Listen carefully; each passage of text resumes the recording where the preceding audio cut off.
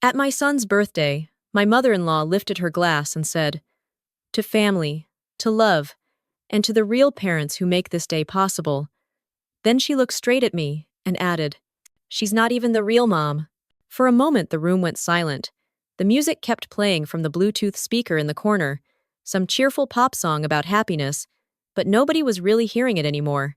You could almost taste the pause, like the air itself had been sucked out of the room. My hand was still on the cake knife, frozen halfway between the frosting roses and the cardboard base. On the outside, I smiled.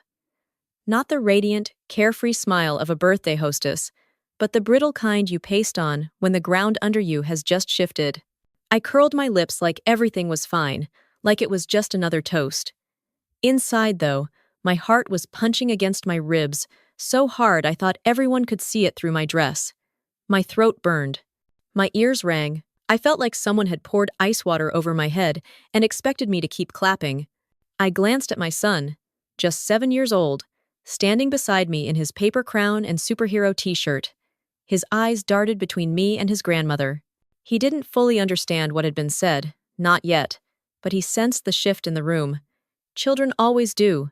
They read tension better than adults admit. His small hand squeezed mine, sticky with cake icing, and that tiny squeeze was the only thing that kept me from collapsing into the chair behind me. All around us, relatives shifted awkwardly. My sister-in-law coughed into her drink. An uncle laughed, the brittle kind of laugh you make when you don't know what else to do. A few cousins whispered, pretending to adjust balloons.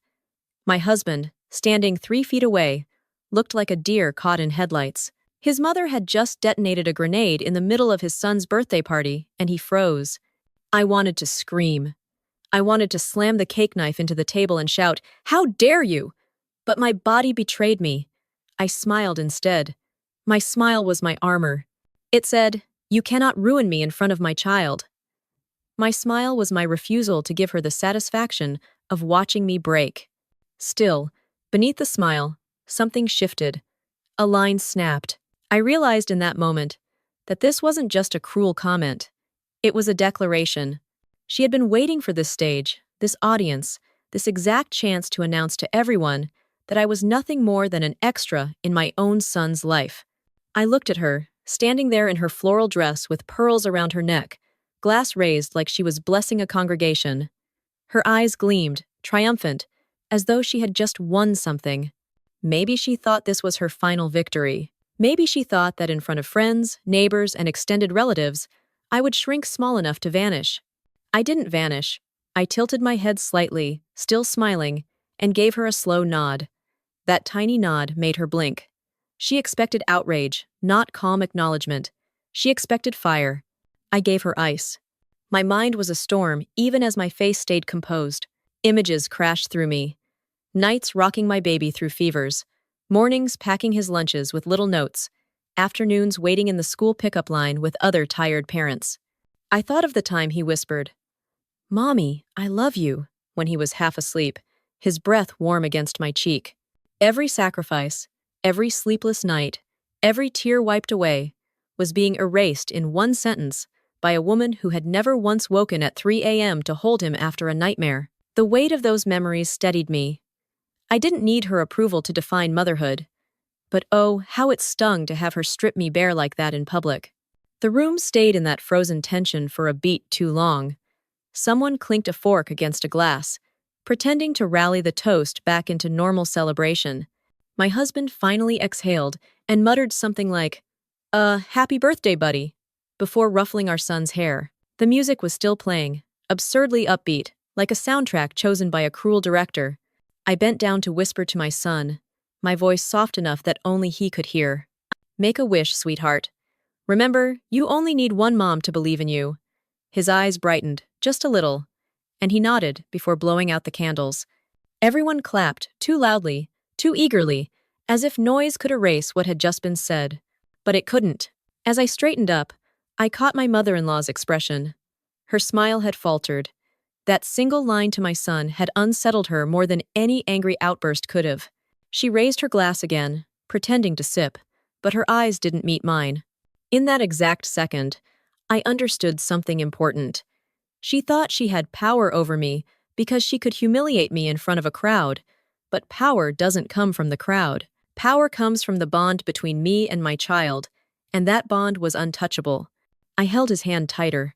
The guests started talking again, small chatter about gifts and cake flavors, but the earlier sentence still hung in the air, thick and sour. Some avoided looking at me. Others offered pitying glances. None of it mattered. What mattered was the boy at my side, grinning at the smoke curling from his extinguished candles. And yet, as the laughter slowly returned and people cut slices of cake, I felt a strange calm settle over me. I knew this moment wasn't over.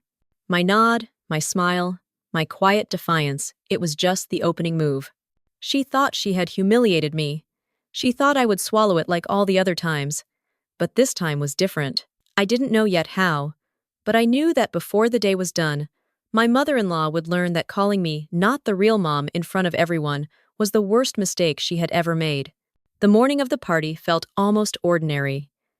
The sun came through the kitchen blinds in slanted lines, dust floating like tiny glitter. My son bounded into the room before breakfast, already wearing the little paper crown he had insisted on sleeping in. He was 7, and 7 is the kind of age where magic still exists in balloons and cake frosting. He grinned at me with a missing tooth and said, "Is it today?" As if we had not been talking about it every single day for the past month. I ruffled his hair and told him yes, today was the day.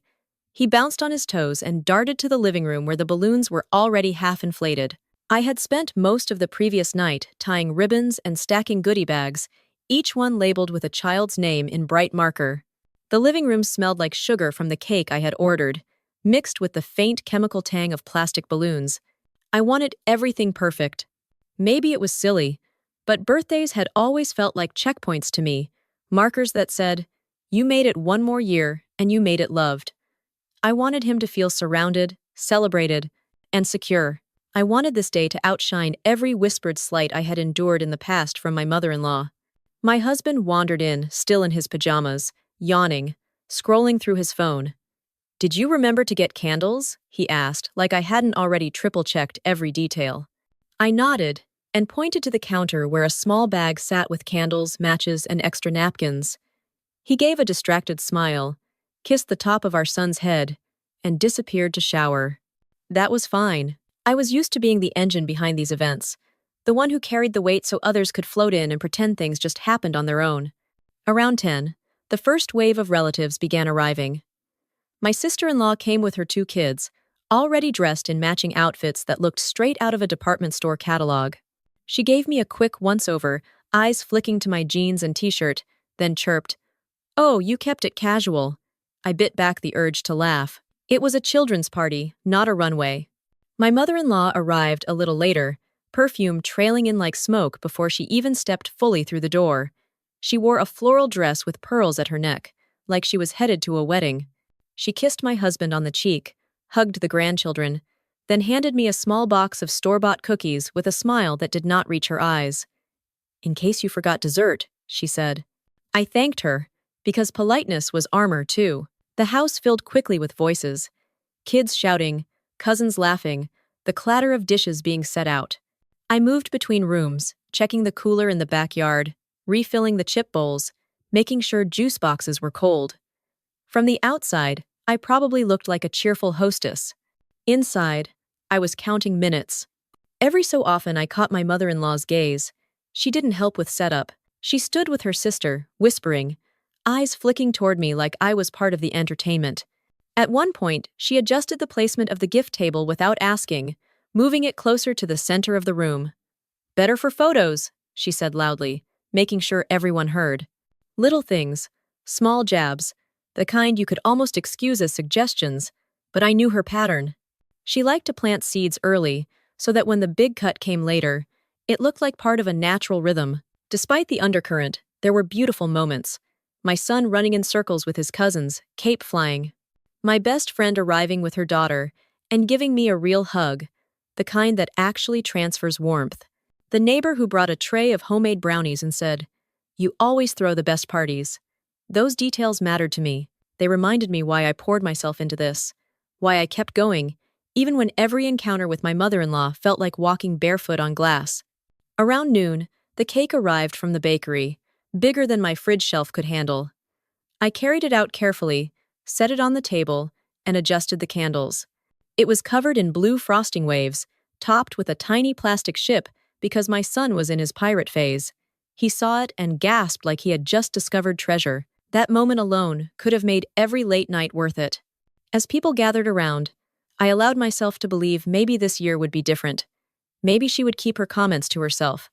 Maybe the day would pass without venom. I clung to that hope like a fragile balloon string. Then, small details began to snag at me. My mother-in-law whispering to her sister while glancing in my direction. My husband laughing nervously at something she said, then going quiet when he noticed me watching. The way she kept clearing her throat during the gift opening, like she was waiting for a cue. I ignored it, kept smiling, passed out slices of pizza, snapped pictures of kids with frosting on their noses. I reminded myself that the day was about him, not about me. If she wanted attention, she wouldn't get it from me. But as the candles were lit, and everyone gathered in a wide circle, I felt it, that gut-deep certainty, the one I had learned to trust over the years. Something was coming. The air thickened. The chatter quieted. My son leaned over the cake, ready to make his wish, and I felt the hair on the back of my neck stand up. I smiled for the cameras. I clapped along with the singing. Outwardly, it was still just a birthday. Inwardly, I braced myself, because I knew her well enough to recognize when she was winding up for a blow. What I didn't know was just how sharp it would be, and how public. People often think an explosion comes out of nowhere. That one big blow-up happens in isolation, a single spark in an otherwise calm room. But the truth is, explosions are built over time. They gather layer by layer, insult by insult, until one day the whole thing collapses under its own weight. That birthday party was not the first time my mother-in-law tried to erase me. It was only the loudest. The first time she made it clear was when my son was just a baby. He had a fever, the kind that leaves you pacing the hallway at 3 a.m. with a damp washcloth in one hand and a thermometer in the other. I had not slept in days. My hair was a mess, my t-shirt was stained with formula, and I was just trying to keep my tiny boy comfortable. She came over unannounced that afternoon, swept into the house like a queen visiting her kingdom. She barely glanced at me before scooping him up. "Poor baby," she cooed, loud enough for me to hear. "If only someone knew how to care for you properly." She said it like a joke, but her eyes cut to me and stayed there. My husband laughed awkwardly, told me to let her have her moment. I swallowed it. Then came the holidays. Thanksgiving was my chance to prove myself, or at least I thought so. I cooked for 2 days. Turkey, stuffing, pies, the works. I wanted everyone to feel welcomed, to sit at my table, and know they were cared for. She walked in, sniffed the air, and said, "Oh, not the traditional recipe. My son always preferred mine." She didn't even try a bite before pushing the rolls around her plate like a schoolchild. Later, she pulled him aside in the kitchen, where she thought I couldn't hear. "Don't worry, next year I'll handle it." She tried, like I was a student failing a class. Christmas was worse. She handed out gifts with dramatic flair, announcing each one like a host at a game show. When it came time for my son's present, she handed over a large box wrapped in shiny silver paper. The tag read, "From Daddy and Grandma." Not Daddy and Mommy, just Daddy and Grandma. I remember standing there with torn wrapping paper in my lap, smiling like my face was stitched that way, while my son bounced with joy over the toy inside. I didn't want to ruin his moment. But inside, I was splintering. I told myself it was a mistake. I told myself maybe she just forgot. But deep down, I knew better. These were not accidents. They were strategies. 1,000 tiny cuts, designed to remind me that in her eyes, I was never going to be enough.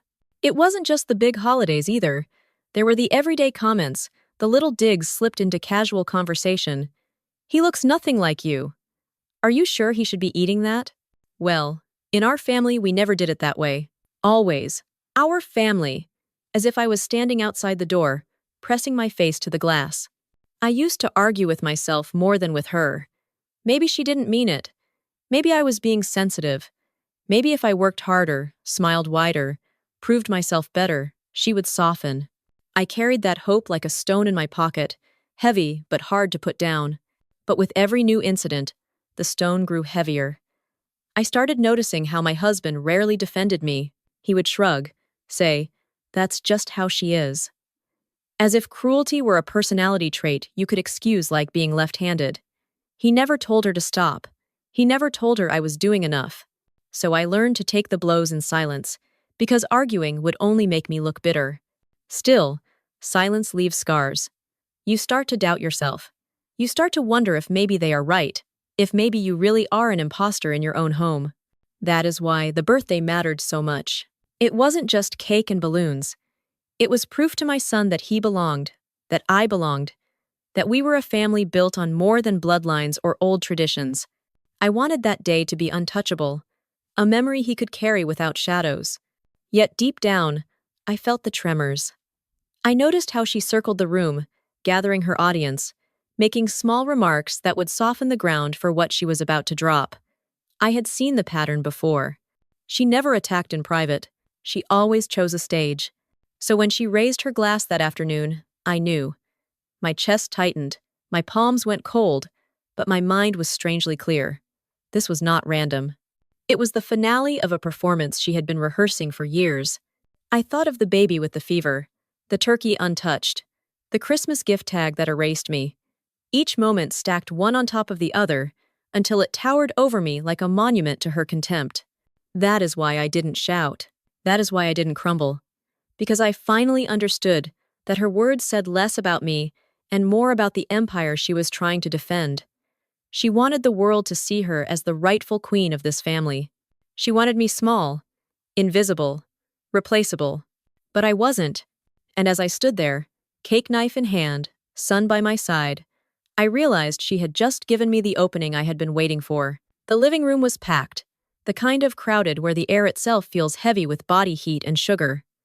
Balloons clung to the ceiling, their ribbons swaying gently every time a child dashed past. The cake sat at the center of the table, its frosting already smudged by little fingers that could not resist.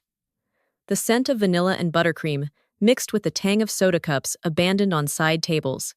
Everyone gathered around as I lit the candles. My son stood in front of the cake, eyes wide, the paper crown slipping to one side.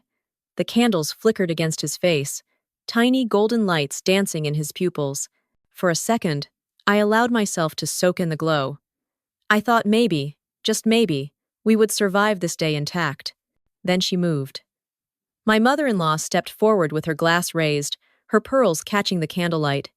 The chatter hushed like someone had pulled a plug on the noise. She cleared her throat, a deliberate sound that carried across the room. "To family," she began, her voice smooth, practiced, the tone of someone accustomed to commanding attention. People lifted their glasses automatically, even the ones holding juice boxes instead of wine. "To love, and to the parents who make this day possible." She paused then, eyes sweeping the crowd before landing squarely on me. Her smile curved sharp as glass. "She's not even the real mom." End of teen. The words cracked through the room louder than any champagne cork. For a moment, even the children froze. My son looked up at me, confused, his lips still parted in half a smile. The flame of the tallest candle sputtered in the draft from someone shifting uncomfortably. My fingers tightened around the cake knife. I forced my lips into a smile that felt carved in stone. On the outside, calm. On the inside, an earthquake. Around me, reactions rippled like dominoes. My sister-in-law pressed her lips together and sipped her drink, pretending sudden thirst. An uncle coughed into his hand, too loud, too forced. A cousin leaned down to whisper something about needing more napkins, using any excuse to step out of the blast radius. My husband stood frozen, shoulders hunched as though bracing for impact. His eyes darted between me and his mother, panic flickering but never solidifying into action. I heard a laugh, short and brittle, from the corner where two neighbors stood. Not a laugh of amusement, but the kind people make when they cannot believe what they just heard and don't know how else to fill the silence. Even the cake seemed to wait, the candles trembling in their wax pools, their flames tilting with the breath of everyone holding back words. My mother-in-law lowered her glass just slightly, her eyes glittering with victory. She expected me to break. She wanted me to cry, to argue, to storm out and prove her point. She wanted the audience to see me as unstable, unworthy. Instead, I bent down toward my son. My smile softened, genuine this time, meant only for him. "Make a wish, sweetheart," I whispered. My voice trembled but held. "Remember, you only need one mom to believe in you." His small shoulders relaxed, just a little. He nodded and blew out the candles in one determined breath. The smoke curled upward, delicate and defiant, like punctuation to a sentence I had not yet spoken. The guests clapped too eagerly, the sound sharp and uneven. My son grinned, cheeks flushed, already distracted by the promise of cake. For him, the sting of those words faded quickly into frosting and presents. For me, they burned into my skin. I straightened and looked across the crowd. Eyes slid away from mine. A few offered pitying half-smiles. Others avoided me altogether, pretending to fuss with plates or refill cups. Nobody wanted to take sides. Nobody wanted to stand between me and her. Except the silence itself. The silence stood with me. It wrapped around the room, pressing down on her words, making them echo longer than she intended. She must have felt it too. Her smile faltered, just slightly, the corners stiffening. She raised her glass again, pretending to sip, but her hand trembled enough that a droplet of wine spilled over the rim. I did not give her the explosion she wanted. I gave her something worse. I gave her indifference, at least on the surface. Inside, I was screaming, but outside, I was calm. Calm is terrifying to someone who feeds on conflict. The chatter slowly returned, broken at first, then louder as people forced themselves back into conversation. Someone joked about the frosting color. Another asked if there were enough chairs in the backyard. Children tugged at balloons again, the crisis already slipping past them. But she knew. She knew her words had landed like a knife, and she also knew I refused to bleed for her. As I handed out slices of cake, my hands steady, my smile fixed, I caught her watching me. She looked unsettled, as though she had prepared for a storm and found herself staring at a wall of ice instead. And in that moment, I realized something I had never allowed myself to believe before. She could not take my place, no matter how many times she announced it. She could not erase me, no matter how loudly she tried. The bond between me and my son was not hers to rewrite. She had humiliated me in front of everyone. But in doing so, she had revealed more about herself than about me. The candles were gone, the cake was cut, the party continued. Outwardly, the day stumbled back toward normal, but inside me, something had shifted. This was not the end of her campaign against me. It was only the beginning of mine. I could have walked away. I could have let the moment sink into frosting and wrapping paper and pretended it had never happened. That would have been the safe thing. But I had been swallowing insults for years, and my throat was raw. This time, I needed her to feel the weight of silence turned against her. So, I didn't raise my voice. I didn't point a finger. I simply lifted my son into my arms and held him against my chest. His paper crown slipped sideways again, and I straightened it gently before turning to the room. "This is my son," I said, my tone steady, not sharp. I wanted it to sound more like a fact than an argument. "And he only needs one mom to believe in him." The words were quiet, but they carried. They floated over the clinking glasses, the nervous chatter, the half-laughter still hanging in the corners. People turned toward me, some with eyebrows raised, others with eyes wide, like they had been waiting for this exact moment. My mother-in-law froze. She had been leaning back, smug, satisfied with her performance. Now her expression cracked. She tried to laugh, tried to brush it off as if she had been joking. "Oh, you know I didn't mean it like that," she said, waving her hand. Her bracelets jingled too loudly, betraying the shake in her wrist. But I didn't let her control the stage anymore. I walked toward the gift table, still carrying my son, and set him down gently so he could start opening his presents. I stood behind him, one hand resting on his shoulder, like a statement punctuated with touch. "Go ahead, sweetheart," I told him. "Show everyone how loved you are." He tore into the wrapping paper, laughter bubbling out of him, and the sound was more powerful than any speech I could have given. It filled the room, erased the sting of her words, reminded everyone exactly who mattered. The guests leaned in, clapping, cooing over each toy. The spotlight had shifted, and it wasn't hers to reclaim. No one repeated her toast. No one raised another glass. They were too busy watching the boy at the center of it all, the boy she had tried to use as a prop in her power play. I caught her watching, lips pressed thin, eyes darting like a chess player, realizing too late that the board was lost. She had thrown her best move, and I had answered with something she hadn't anticipated: calm, certainty, a refusal to fight her on her terms. At one point, she stepped closer, setting her glass down harder than she meant to. "You misunderstood," she murmured, voice tight. "I was only making a toast." I tilted my head, smiled, and said softly, "Then maybe next time, choose words that celebrate instead of erase." It was not loud, but it was enough.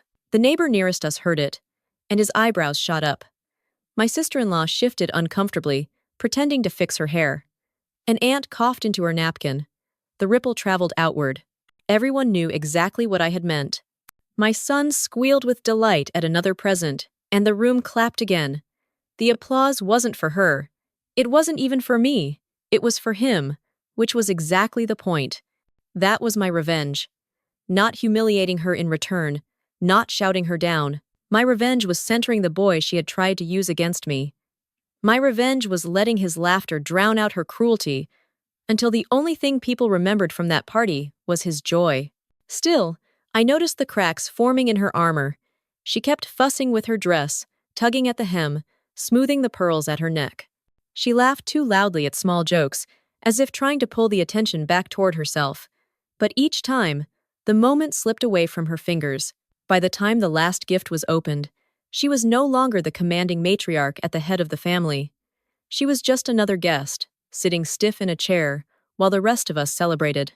I leaned down to kiss my son's head, inhaling the mix of frosting and shampoo that clung to him.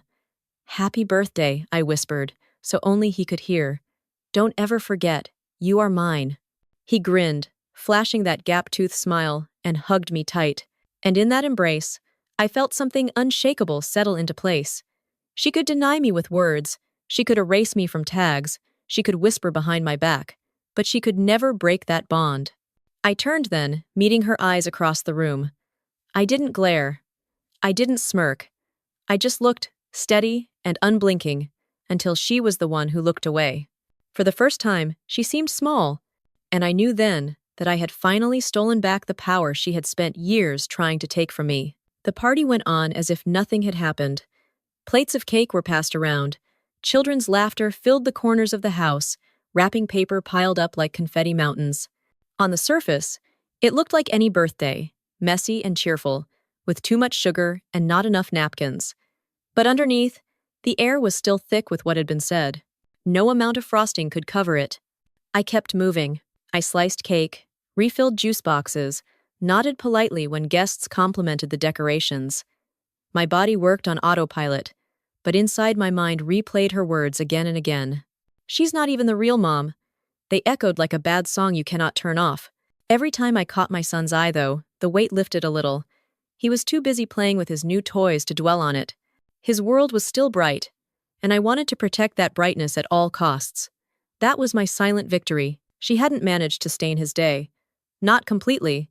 Eventually, people began to leave. Hugs at the door, promises to get together soon. Children being herded out with balloons tied to their wrists. My sister-in-law gave me a quick, almost guilty smile before rushing her kids into the car. An uncle muttered something about traffic. The house slowly emptied, noise draining away until the silence felt louder than the party had. My husband busied himself with stacking plates in the kitchen. He hadn't said a word about what happened. Not one. I wondered if he thought staying silent made him neutral. It didn't. Neutrality always sides with the loudest voice in the room, and today, that voice had been his mother's. She lingered longer than anyone. Of course she did. She sat in the living room, smoothing the hem of her dress, pearls gleaming under the lamplight. When she finally stood to leave, she touched my son's cheek and said, "Grandma loves you, sweetheart." Then she glanced at me, her smile tight. "We'll talk later." Talk later. As if I had been the one who needed correcting. As if I had embarrassed her, not the other way around. I only nodded. Words would have been wasted. When the door closed behind her, the house seemed to exhale. I leaned against the counter, exhaustion rushing over me in waves. My son tugged at my hand, holding up a toy car, his face glowing with pride. I crouched down, hugged him, and whispered, "You were amazing today." He laughed, asked if we could play before bedtime. That laugh, that lightness, was what I clung to. Later, after he had fallen asleep with wrapping paper still scattered on the floor, I sat alone in the dim kitchen. The smell of extinguished candles still lingered faintly. I thought about every small humiliation I had let slide in the past. Every whispered comment, every erased name, every so-called joke. Tonight had been different. Tonight she had tried to strike me in public, and I hadn't broken. I had smiled. I had spoken calmly, and in doing so, I had forced her to sit in the silence she created. Maybe the others would forget. Maybe they would remember only the cake and the laughter and the gifts. But I knew some part of them would recall the crack in her voice when she tried to cover her tracks. They would remember the way I didn't flinch. Sometimes power shifts quietly, like a tide changing under the moon. I poured myself a glass of water and sat there in the half-dark, listening to the hum of the refrigerator. My husband walked in, glanced at me, and said nothing. He went upstairs without a word. That silence told me everything. He would never defend me against her. Maybe he couldn't. Maybe he wouldn't. Either way, I was done waiting for him to. What stayed with me wasn't her words. It was my son's small hand in mine, the way he looked at me when I whispered that he only needed one mom to believe in him. That was the truth no toast could erase. I don't know if my mother-in-law realized what she lost that night. She thought she was proving something. Instead, she revealed herself, stripped bare in front of everyone she wanted to impress. She may still think she won. She may still think she holds the family in her hands. But the look in her eyes, when I didn't react, when I only smiled, told me another story. For the first time, she saw a version of me she couldn't control. And I wonder if she realizes she crossed a line she cannot step back from.